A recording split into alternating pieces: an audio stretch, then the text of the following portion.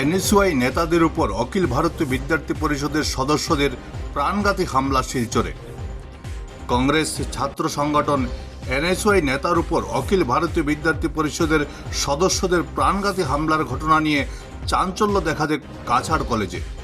বৃহস্পতিবার এমন ঘটনায় উত্তপ্ত হয়ে ওঠে শিলচর কাছাড় কলেজ চত্বর। এবিপিপি সদস্যদের আক্রমণে এনএসওয়াইয়ের কিছু সদস্য গুরুতর আহত হয়েছেন। ভোট লুটের বিরুদ্ধে আন্দোলন করছিল এনএসওয়াই। ঘটনাকে কেন্দ্র করে গর্জে উঠেছে জেলা কংগ্রেস। দোষীদের কঠোর শাস্তির দাবিতে সরব হয়েছে কংগ্রেস। এদিন এনএসওয়াই এক প্রতিনিধি দল ভোট চোর গদিচোর শীর্ষক এক আন্দোলনের আয়োজন করেছিল কাছাড় কলেজে। ক্যাম্পেইন শেষ করে ফেরার পথে আচমকা তাদের উপর এবিভিপি ছাত্ররা প্রাণঘাতী হামলা চালায় বলে অভিযোগ। এনএসওয়াইয়ের প্রাক্তন রাজ্য সভাপতি চন্দন মজুমদার সহ অন্যান্যদের উপর এবিভিপি কর্মীরা প্রাণঘাতী হামলা চালায়। এবিভিপি সদস্যদের আক্রমণে গুরুতর আহত হয়েছেন চন্দন কুমার সহ প্রাক্তন জেলা সভাপতি জন্মজয় চৌধুরী ও সাধারণ সম্পাদক আমিনুল হোসেন। দুজনকে সংকটজনক অবস্থায় শিলচর মেডিকেল কলেজ হাসপাতালে ভর্তি করা হয়েছে। জেলা কংগ্রেস সভাপতি সজল আচার্য জানান, এবিভিপির এমন ঘটনা তারা কিছুতেই মেনে নেবেন না। পুলিশ মামলা দায়ের করা হয়েছে। দোষীদের কঠোর শাস্তি দেওয়া না হলে বৃহত্তর আন্দোলনের হুমকি দেন তিনি। Bureau report, Barak Bishen.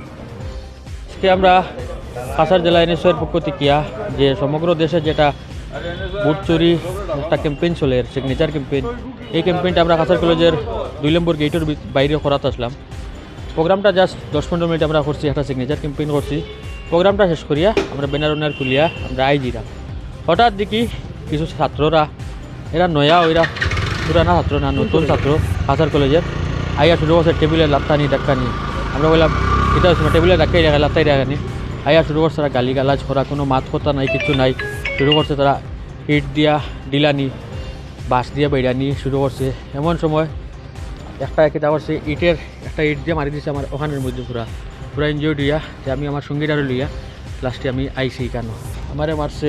আমার তারে আমিনুল হোসেন, আমার ex NSY district president Janmajoy Chowdhury, তারে মারছে এখানের মধ্যে। তারপরে আমার কলেজের ছাত্র আছে কতজন, তাদের উপরে অ্যাটাক করছে। আমাদের শিলচর এনএসওয়াই ডিস্ট্রিক্ট কমিটি ওরা একটা ক্যাম্পিংয়ের জন্য ওরা কাছাড় কলেজে গিয়েছিল, ভোট চোর গদিচোর, সেই ক্যাম্পিংয়ে গিয়েছিল। এবং সেখানে যাওয়ার পরে ওরা উপরে বিরাট আঘাত এনেছিল।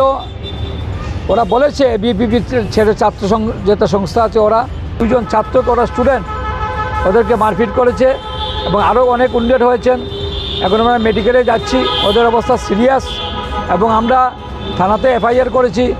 আমরা এফসির কাছে যাব এবং আমরা দাবি জানাবো যে প্রকৃত যারা আসামি, যারা মারপিট করেছে, ওদেরকে অতি সত্বর গ্রেপ্তার করার জন্য।